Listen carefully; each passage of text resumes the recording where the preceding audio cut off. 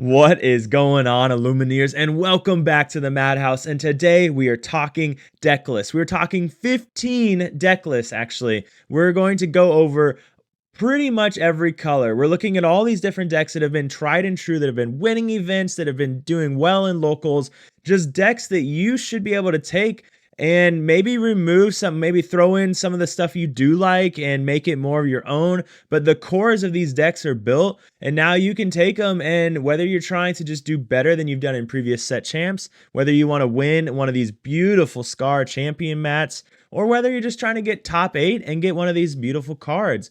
Whatever it is you want to do, I promise if you pilot one of these deck lists, you're going to be off on the right track. It's going to help you succeed. And now it's just using the next 2 weeks to get in the reps, to put in the work, and get to where you need to be. We also have the LCQs coming up this weekend, so make sure you tune into those. Watch how people are piloting those decks, because a lot of their decks are going to be similar to what we're looking at today. So figuring out, what are their mulligans looking like, if you can see their hands on stream, how they might address certain threats, it's all going to help. But without further ado, let's get to what you guys are here for, and let's look at the lists. So coming up first, let me get my little mug out of the way here a little bit. Coming up first, we have a red purple. Now, I am starting off with what I believe are the tier 1 decks going into LCQs and set champs. Then we'll go tier 1.5, tier 2, and then 2 decks that I just don't know where to rate them, but I'm going to have fun with them for this set champs. But first, we have No I'm Not's red purple that he just took to the Star City Games Atlanta Friday 1K and won and did really well with the list. It is just red purple. Red purple is in a really great place right now because it hasn't changed. It's still the same red purple that it's always been, and the core of it is what you've been piloting forever. So if you've been piloting red purple, then you're on the right track to be able to just continue piloting red purple, because the game plan hasn't changed. You have your 1-drops, and then if you're playing red blue, you drop the Flynn and then the Sizu, and now instead of dropping the castle, we drop the genie, or you drop a goat. And you just keep, chugging along, doing your thing. And if you start to lose control, you have the B preps, or better yet, if you don't want to sacrifice your own board, then you can throw down a Dragonfire. Keep your board, but answer that threat. And one of the biggest threats that Dragonfire is there for is that Maui Half Shark. That is a dangerous card for red purple to deal with, or any deck to deal with. So it has to be answered. So we sack one of the B preps to throw in the Dragonfire. It keeps that uninkable cost a little bit lower. If you wanted to make some changes yourself, you could always drop the big Sizu for the Lady Tremaine, and you could go 2 and 2 on the ladies. And then, of course, if you wanted to go up to 4 Flyns, you could possibly drop, an Olaf into a Flynn, and you could go that route. The Olaf is there for mostly Steel Song, but it's also helping with the blue steals that are out there. It's just giving you a 1-drop that you can then bounce. So if you want to go 1-drop into a Snake, so you get a 3/3 on the board, or even a 1-drop into a Flynn, you still have, your 1-drop to bounce with Fox, or even Crab coming down and turning that Olaf into a 4/3 is really strong as well. So just a really good list. The bells helping you win the Genie Wars. But red purple just doing what it always does, being consistent, not really favored in anything, but it's not unfavored in anything. It's just a really consistently good deck, something that it will definitely be in top 4. I have no doubt that it will be top 4. I really think it'll be in top 2 when we go to the Continentals next weekend. But moving on, we have red blue. I'll be honest, I don't know who Barber is, but I really liked the list. I thought it was, this is reminiscent of what we saw at a recently big tournament, and Southside Gaming's tournament, I believe, is where we saw a list very similar to this with no lucky dimes. And when we look at this list, you're going heavy on the Half Sharks and these Pirates Life, things like that. But you got the 3 Vitalospheres, the 3 Half Sharks coming in and just trying to do work that way. Because if you get the shark down and it lives, you can start, hitting the Pirates Life. They can't quest because they don't want you to bring back actions with Maui Half Shark. You have the Maleficent Dragons. You're still running 3 Tamatoas, which I think is really good for the mirror. Not having the dime makes it suffer into red purple, in my opinion. Not the mirror, but red purple.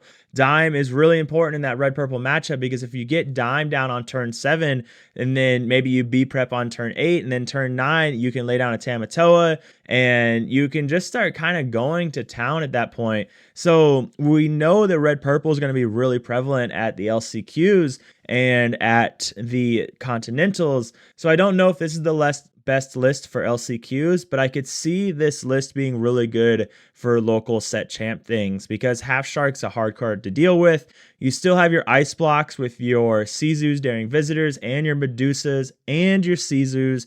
So you're able to just really control the board, and we don't a lot of metas don't see a whole lot of red purple that are piloted effectively like they need to be. So I could see this list being one of the better ones for your local set champs metas. If you wanted to, you could go the dime route, and that would require a couple changes. But if you just wanted to say, I want to go this list and only add the dime, then maybe you go down a Vitalosphere for a dime or find another uninkable like a Daring Sisu for 1 dime. If you just really wanted that extra oomph when you're going into red purple. But I like this list. We saw it do really well at the not Star City, but Southside Gaming event.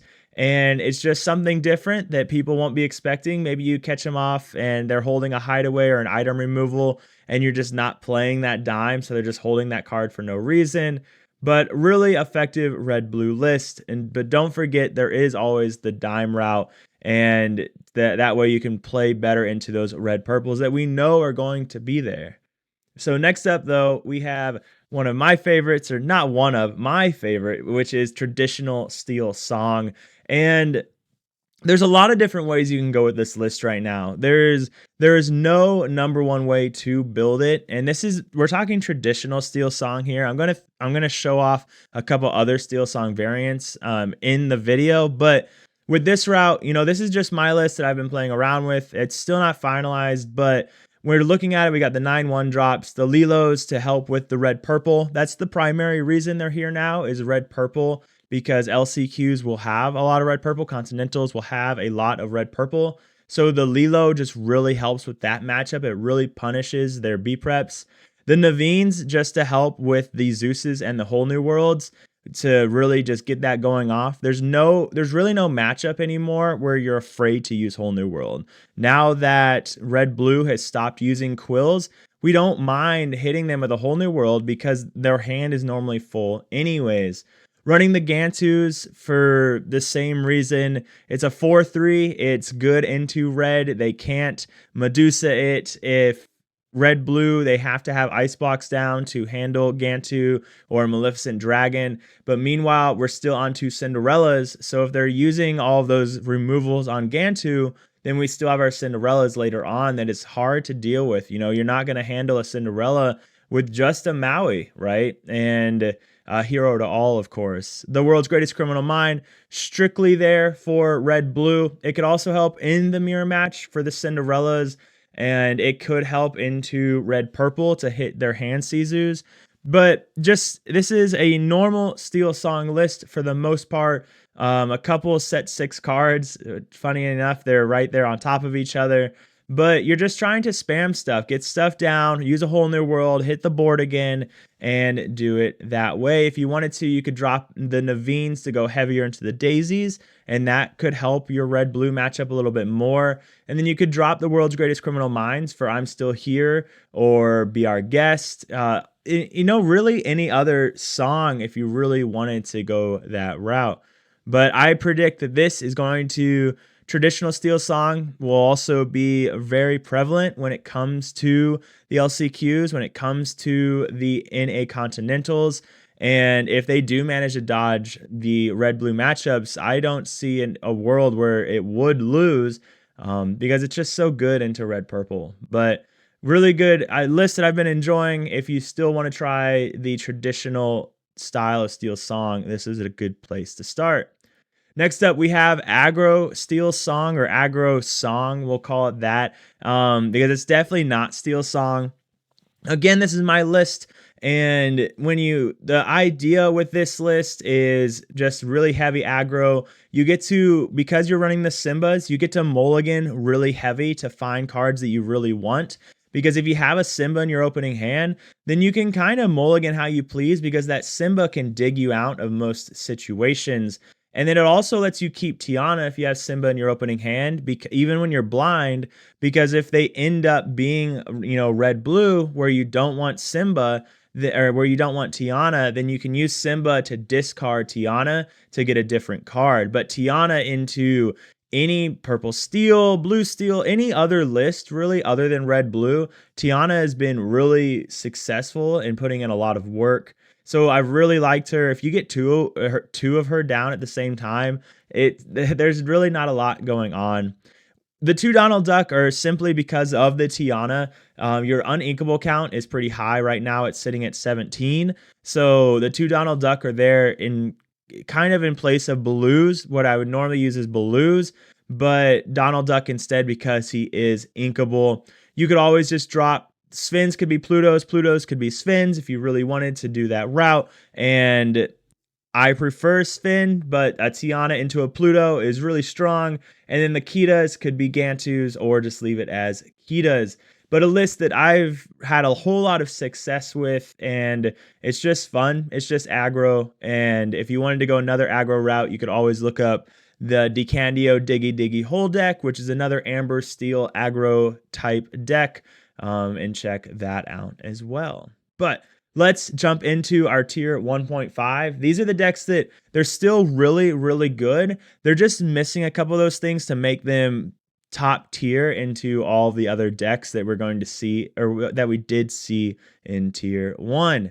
So first off, we have JD's version of Amethyst Steel. And when we look at this list, it's just Amethyst Steel, but it got the things it needed in the last set to really make it pop where it hasn't in a while. We look at it, we're heavy on the 1-drops. We have the Calhouns that are just super strong on the draw, and then even they're good on the play as well. It's difficult for Steel Song to handle. It's difficult for any deck really to handle, and it kind of stalls the game, which the deck kind of wants a little bit so they can start doing their thing, because purple steel is very much, I'm going to ink, I'm going to play a card, I'm going to do my pass. I'm going to ink, I'm going to play a card, I'm going to pass. And now though, we can flood the board with 1-drops and 2-drops. We can play a dock to refill our hand. We have our genies and our white roses to help gain that lore and gain the reach, the bells for the genie wars, but also just help things survive. And then, of course, we have just 4 strengths of a raging fire. It's an inkable, but if you spam down all these 1-drops or a 1, 2, and then 2 1-drops, you can, blow up pretty much anything. And so the list is just, it's a 2-liner, so we auto like it, but it's just it's a purple list. It's consistent in what it's trying to do. You could go more aggro if you wanted. That would require some changes if you wanted to go that route. And that would be a very different type of deck. But maybe if you wanted to go more aggro, you drop something like the Brooms for 4 Maleficents, and you could go that route and do that whole aggro thing, and maybe add in some Gantus. But I like the consistency of this list. I like the consistency that this type of purple steel list offers. So yeah, I would recommend this one. Definitely going to see a lot of play. We will see purple steel in NA Continentals for sure, and I have no doubt we'll see it winning some set champs as well. Next up, we have JD's Blurple version. And Blurple, I think it's the top tier 1.5 deck, sitting right there somewhere very close to tier 1. I think that this is going to be the sleeper deck going into Continentals, and I have no doubt that we'll see a couple, because it's really good. It's good into red purple, it's good into red blue, and it's good into any aggro amber steel list. And the reason for that is because of what it's doing. You're dropping a 1-drop on 1, you sail on turn 2 and drop another 1-drop. And then turn 3, you start being able to get your crabs out, your foxes out. You could drop a genie on turn 3, and then turn 4, you drop a goat, or you drop an Elsa, and you use your Elsa and your genie to take out the opponent's genie. In turn 5, you drop the Donald, and you're getting into that range of, then you can start Elsa locking them. You have the Finders Keepers to just really abuse card draw. If you're not playing against a wheel version of Steel Song, then you can you draw your whole deck, and just every time they remove something, you can replace it with something else, and it's a never-ending threat. And when you run 3 bells, 4 crabs, you're able to do just about anything you want, and you're just able to ramp so fast. This deck, it just does a lot of things really well without having a whole lot of inherent weaknesses anymore. It does, get beat up a little bit if you go super wide. But other than that, when you look at the top meta decks, none of them are going super, super wide for the most part. That they're getting super wide before this deck takes off and can catch up to them. So it's a good list. It handles the Maui Half Sharks really well. I think if you've put in the reps, if you spent the next 2 weeks just playing nothing but Blurple, playing this list through and through and studying the lines, that this deck could take you to winning multiple set champs, because it answers so many things very well. But it is difficult knowing when to ramp, knowing when to control the field, when to just start turning sideways. There are a lot of intricate lines to it because it is primarily a purple deck, and anything purple is just difficult. It's a hard thing to know when to bounce, what to bounce, when do I need to value draw over, goat bounces, all those different lines.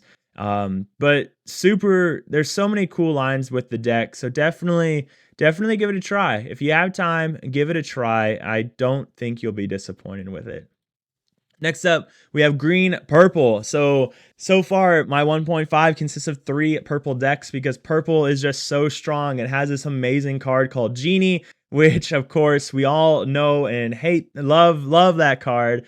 But the green purple, I chose Artabax's list because in my opinion, he is the grandfather of green purple, and this is a more aggro version. You look at it, you got 4, 8, 19, 11, 12, 13 1-drops, and 8, 19, 11, 12. Yeah, 13 1-drops, so you can just spam the field. You got the bonsais that are coming in, questing for 2. A lot of things really hard to trade with. The gazelle coming in, giving something evasive. So, worse, like, you could play Gazelle to protect your Cursed Merfolk, and now your Cursed Merfolk is questing again next turn. The Ursulas that are just, really beating up on. First, it gives you hand knowledge. So worst case scenario, you don't get a song from them, but you now know what's in their hand. So that's the difference between maybe I need to just drop a goat here. Maybe I can go super wide with a bunch of 1-drops. There's a lot of knowledge in that. And then you also get to steal a song, which feels really good. We have the 4 rabbits. We have the 4 crabs, which all these 1-drops are now allowed to trade into something. You could give something evasive and then drop a crab, and it's able to trade into a genie. We've got 7 cards offering reach here with just, lore and good trading bodies. But let's not forget that we have Go-Go, which is always doing crazy things. When you're playing green purple, once they get to that, once they get to kind of that like 13, 14 range, you really have to be afraid. And we heard from Chris Iola, he got hit for 7 lore from a Go-Go at EU Continentals.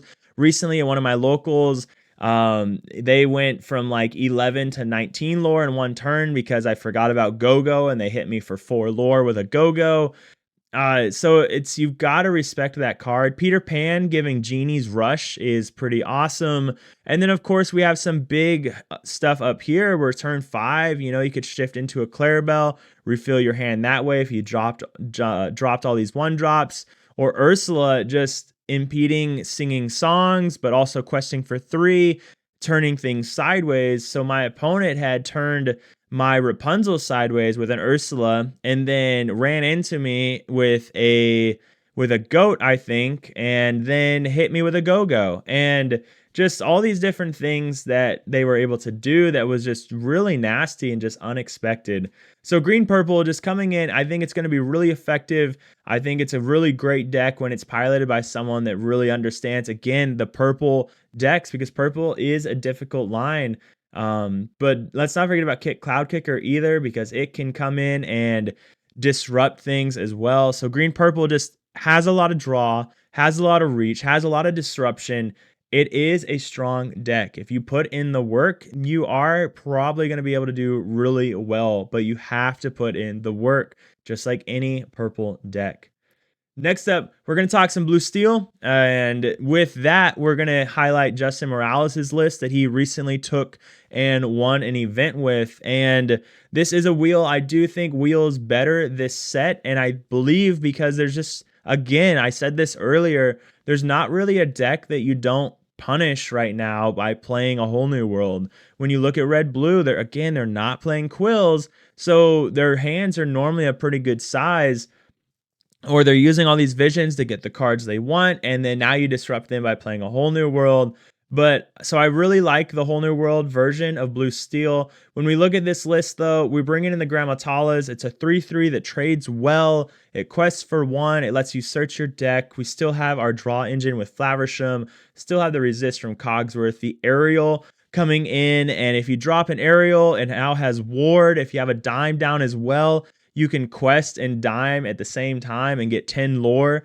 So it's a great way to close out games. You have Robin Hood here, which lets you answer your opponent's genies, or if we do see green steel show up with Diablos, you can answer it there.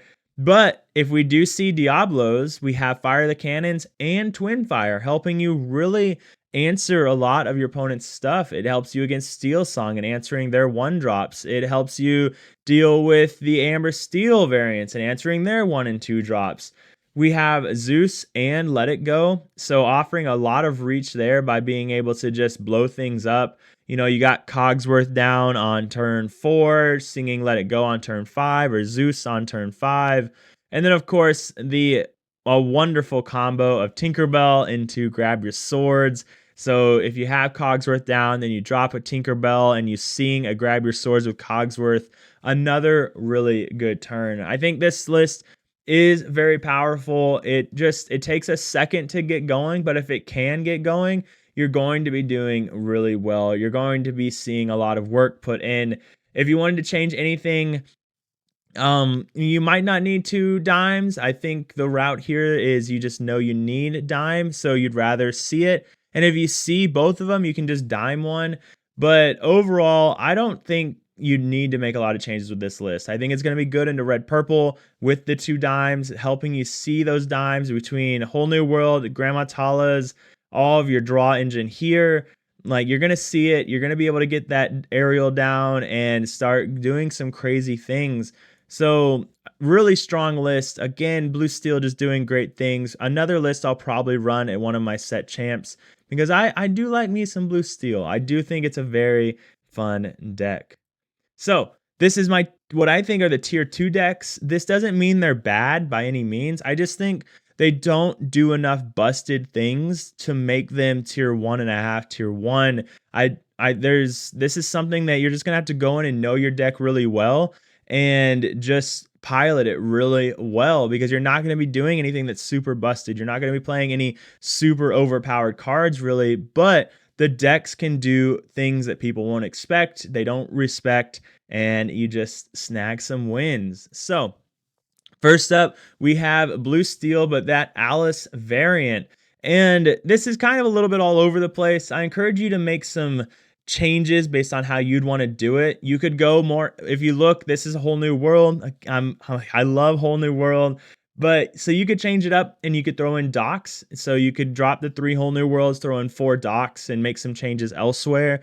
But with this list, again, you have 2 shift lines reminiscent of like the Steel Song back in the day. You've got Mickey Mouse and Robin Hood. So if you're playing against like Steel Song, then you could play the Mickey Mouse, which is going to be harder for them to remove. But if you're playing anything else, then you could play the Robin Hood, which gives you a really good answer for any aggro lists. The Anna's, a lot of cards in here help Anna quest for 2, so going fast that way. Calhoun's answering a lot of things, doing what Calhoun does, that mini Robin Hood style type stuff. Our favorite, Alice, coming in here questing for 2 with Ward, and then giving something else an extra lore and Ward is pretty awesome. Wendy questing for 2, but also the support. Don't underestimate the support, and that's arguably more important than the 2 lore that she gets you when she quests, because now, when you give support to something, it can take out a lot of different things. Your Lawrence can take out a Robin Hood. Like that +3, Calhoun can take out a Robin Hood. It's going to do a lot, but now we also have Imperial Bow. So you could put Imperial Bow on, something, and then it gets evasive. So maybe you just have Anna down. You give Imperial Bow to Anna, and then Wendy Darling quests and gives support to Anna, and Anna can take out Genie and live to talk about it. So a lot of different lines can be given because of the support there. Lawrence's, because we are running Baymaxes, so you can get that attack back. Also, just quest for 2. One of the best lines you can go is a 1-drop, probably Mickey Mouse, into probably Calhoun, into Alice, into Pluto, and then you just start giving Ward to your Pluto. So now this is going to be really hard to deal with, because then if you go Cogsworth the next turn, like, your Pluto is extremely difficult to deal with. So just a fun list. The McDuck Manors to offer more reach. It's a 9 health location that gets you 2 lore every turn, and that is just going to do some nasty stuff. So they B-prep you. You can drop this in response. The Fire the Cannons and Twin Fire for even more just damage into things. So I think this is a fun list. Again, it's a blue steel, which I really enjoy. It's just, like I said, it's missing some of those things to just be, really broken, overpowered. But it has what it needs to be a good deck, and we have seen people piloting it doing really well. So definitely worth giving a try at some locals before your set champs. Next up, we have Coffin's blue-green list. And this list, Coffin has had a lot of success with that. He's a member of the flower farm that I am on, our community, but the list, it's just missing some things, but what it does really well. You play that 1-drop, you just have to live to be able to do it. And that's the hardest part, is living when the meta is so fast to be able to do the broken things. But for example, if you can get to that bend to my own will where you get then top decking, or the other route is you get going, you start bouncing things, you can play a Clarabelle, and then as you're bouncing things, you're refilling your hand. Peter Pan, making it difficult for their stuff to quest.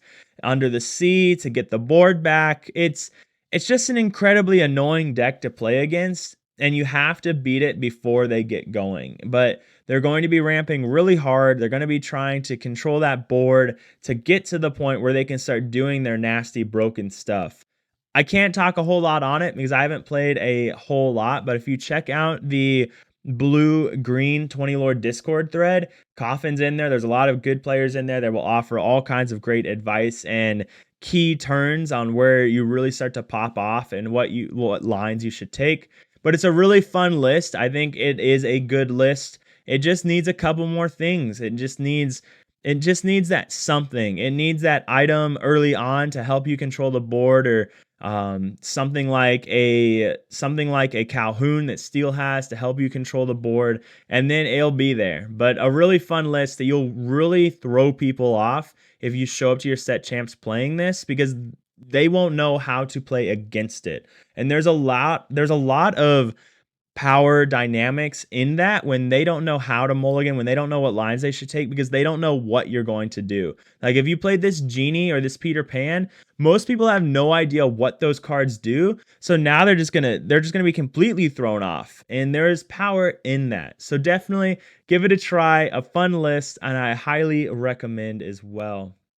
Next up, we have a yellow-purple list that we saw at the Lorcana 5K up in Canada, and this is ran by level 9001. He's a part of Team Lux, and when you look at this list, it's not doing anything super broken. You're playing cards, you drop, you ink, you play a 1-drop, you pass, you ink, you play a 2-drop or some 1-drops. You pass. Now, we do have the genies in here, which are great. We do have Rapunzel heal, which is awesome. So now you're running genies and Rapunzel. So you have some phenomenal draw on top of your Diablos and your Chernobog's followers. And you have Challenger 1 with this Madam Mim, which is pretty neat. Lets you catch people off guard with that if you throw that down when they think they're safe. You have Belle for the Genie Wars, the random one Chernobox, because not a lot of decks can answer that. And then your Mufasa. And the Mufasa in this list, you play this card and it starts questing for 2. Most can trade into it, but the thing is they have to trade into it, and then on top of it they have to be prepared that you're getting another character. So there's some bad things that they don't want to see, but there's also some really good ones. That Belle could be a 4/4 that still removes damage. Rapunzel can still heal and still has 5 health. Genie still draws them a card. It's evasive, still questing for 2. So there's a lot of different things in this list that if you get off of Mufasa, you're really happy about it. And that's what makes the Mufasa super strong. So this list, it's something, again, people won't expect. If you inked a Piglet and played a Daisy, they already are thinking, okay, Steel Song, let me adjust my lines. And then turn 2, you play a Snake. You're gonna blow their mind. They're not going to know what to expect now. A lot like that blue-green list. It's an off-meta list that is just doing good things. When you're just questing, you're gaining reach from your White Rose and your Goat. And you're just doing these kind of strong turns of this tempo list where you get to control because you have the power cards like Crab and Fox. Peter Pan giving Genie evasive as well. So not a difficult list to pilot by any means as well. Your uninkable counts aren't super high. You just want a clean 1, 2, 3. You have the Rapunzel. You can probably keep the Rapunzel to draw. So just a good list as well, where you could take this and you'll do reasonably well, even if you just kind of picked it up the day of because you were really lost and you're like, I don't know what to do, and you just grabbed it off the desk and ran to your local set champs. So next up, we have Humble with some more Mufasa stuff going on. This deck, I don't think will ever see the light of day above tier 2, but it's a Mufasa list, and we all love our Mufasa lists. And when we look at this list, it does a lot of the same things, right? We have the Mulan and the Mother Gothels to get the draw off of Julieta and Rapunzel, but we're throwing in the Lumieres because of Red-Blue being so popular. Lumiere makes math difficult, and when you make math difficult for Red-Blue, they really suffer, So your Lumiere protects your Docs, your Gastons from brawls. So you could drop Lumiere on 2 and then Gaston on 3. And then on turn 5, you drop that Mufasa or, Maui, whatever you want to do, maybe the Simba. And because then on turn 6, you could use Gaston to cheat out something else and then quest with Simba and it readies your Gaston. So your Gaston's not a target anymore. Looking at the rest of it, Rhea is readying characters to do their thing. Right here, we have Mr. Snoops here. He's a 4/8/2. He's just a really big body. He's questing for 2. He's hard to deal with because he has that 4 attack. The only thing I caution you with on playing this card, he has 8 health. So 8 health is a prime target for a go-go. So if you start getting to that, if you're green-purple, if you're playing a green-purple and they start getting to that 10 lore range, you might want to really reconsider playing Mr. Snoops because you don't have a way to really banish your own Mr. Snoops unless you were to Maleficent Dragon. And I think it's just any character, so you might be able to choose your own, and that could be your saving grace, but just be careful with Mr. Snoops. But as far as the rest of it, a lot of good control. You have your Maui, you have your ladies right here with Tremaine and Medusa. The unink in this list is looking for 5, 6, 7, 11, 12. So only 12. So it's a list that is not running as many uninkables as normal. So you can show up and you can do really well. Again, with this list, if you wanted, you could throw in some daisies to be more aggro, maybe remove the Julietas if you wanted to go that route. But by playing something like a Mulan or Mother Gothel on 1 and then Julieta on 3, your Mother Gothel now starts getting to trade into things as well. So the list again, it's not bad. It's the Mufasa lists are not bad. You will win. We will see people winning set champs with Ruby Fasa because it just sneaks in. It has good red protection for with Mufasa. It has, good like red, purple, and red blue being some of the strongest decks. This deck is answering really well. So if you have a really heavy Blurple meta though, be a little bit more careful. But good list. So next up, we have a Mufasa list. This is kind of a culmination of two Ruby Fasa lists that I've seen on the 20 lore Mufasa page. And one was that I dubbed the Archa Fasa in a recent video, as well as Disney Dad's version. And with this list, you still have a really heavy aggro presence, right? We have 4 Daisies, 3 Piglets, 4 Smees, Lawrences, but you're also running, some of these cards that just might sneak through a little bit. You're running these docks because your dock is still questing for 2 and helping you cheat out a character. So turn 3, if you play a dock and then you quest for 2, maybe you can drop a 1-drop. Or, it'd be turn 4. So maybe that you quest for 2 and then you can, if you're on turn 4, you can cheat out a Mufasa, which is fine as well. And you cheat out a Robin Hood. So you have this shift line to help into the aggro lines where Robin Hood really shines. The Mufasa can cheat out, the Cinderella. There's no really inherently bad hits for Mufasa. There are, of course, better ones. If you hit a Sven, for example, you can ready one of your characters or ready one of theirs, and then it can't attack. And Baloo, of course, giving you some reach in here. So another good list running this super amazing combo of Cinderella into Let the Storm Rage On and Strength of a Raging Fire.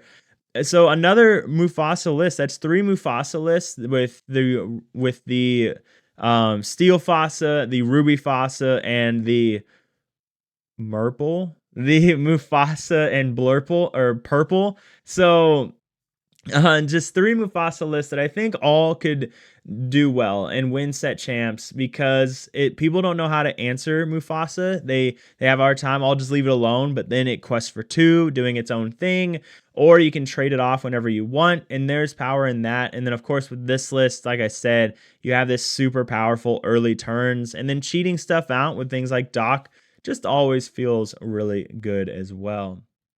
So the next things on my list are just 2 decks that I will run at a local set champs at some point. I think they're fun. I wanted to include a third, but I just didn't know how to build the list yet or found one I liked. But first up, and I don't know where this would sit in the meta, but first up, this is essentially Frank Karsten's list that he ran last set. It is almost card for card. The only difference is I took out the Diablos and replaced it with 2 Lilos. The Diablos just felt really bad and really awful in the list. Everything's already beating up the Diablos. There's a very slim chance where you actually get to shift the Diablos, so it's just really slow and feels really bad. Lilo, though, gets you that 2-drop for the combo of singing Zero to Hero. It gets a card that comes back over time. So there might be a world where maybe a third Lilo is better and remove something. But I've played this list a couple times, and it's just been a lot of fun. I've always wanted to play a Stitch list, and running, 8, 9, 10 different stitches, or not different, but 10 stitches feels really good. So the list has just been a lot of fun, and that's what it's about, right? You just got to have fun, and this is a good way to do it. You get the dream team. Of course, Frank has a really good article on it, but the dream is drop a Stitch on turn 1. Turn 2, you drop any 2-cost card. And then turn 3, you sing Zero to Hero with your 2-cost card to cheat out Stitch. And then turn 4, you just go super wide with 1-drops and 2-drops, and you just quest and win the game, and you beat them before they get to ever do anything. And it's just really fun. But even when you don't get that wombo combo, which I still have not been able to do yet, the list still does really well. You're still questing for a lot. You're still got the healing package with Rapunzel. You got a lot of draw with Stitch. You got evasive with Pegasus. You've got Kita and Under the Sea to be able to clear their board. And even Under the Sea, when you have so many genies and daisies and piglets, Under the Sea is, ending a lot of them as well, and or putting them on the bottom of their deck. So just a fun list. I really encourage you to give this a try. Definitely check out Frank Karsten's article on it, and I'll link that in the description with all the deck lists as well. And the last one, this would not be a good deck list video or even an adequate deck list video if I did not throw in hyper aggro yellow purple. This list, we've seen tons and tons and tons of people win so many set champs with this list, and it just does well. Steel Song, right, is it never wants to see Steel, but if you just win, if you just continue throwing down all of these cards every single turn, the decks run out of ways to answer you. So now you have all of these 1-drops, but you can have these Lilos. So if you have an Amethyst Chromacon, you get the opportunity to bring back a Lilo every turn, tap an Amethyst Chromacon, draw a card. So now there's 3 characters that you can play per turn. That feels pretty good, okay? So do not sleep on this deck. It has tons of power. You could go turn 1 Daisy, turn 2 Piglet, turn 3 Donald Duck, and now you're questing for 6 on turn 3. That feels pretty good because you've already quested for 2 with Daisy, 4 with Daisy total. So now you're at 10 on turn 3. And then you still have to worry about these gathering knowledges and bosses on a rolls and these blues. Like, the list does really well. We've got the 4 roses and the 4 goats. So lots of reach there as well. I have no doubt that we will see lots and lots and lots of set champs be won with something like this, because it's going to beat up red purple, it's going to beat up red blue, and just do really well. The last list that I didn't have something for is very reminiscent of this. It's just green yellow hyper aggro, but like I said, I couldn't find something I really liked, so we don't have a list. But ladies and gentlemen, with all of that being said, the set champs is coming up, right? We're right on the verge of it. We have the LCQs that I mentioned at the very beginning that are coming up. So definitely, if they are streamed, watch those. If they aren't, watch the Continentals. There's going to be things to learn, and we will probably have something out talking about those Continentals lists. So definitely watch for that video as well. But ladies and gentlemen, all that being said, I hope you enjoyed the video. Let me know if you pull any of these lists and if you have success with them, and let me know how you do at locals, but make sure you get that practice in. So until next time, enjoy, happy questing, stay happy and healthy.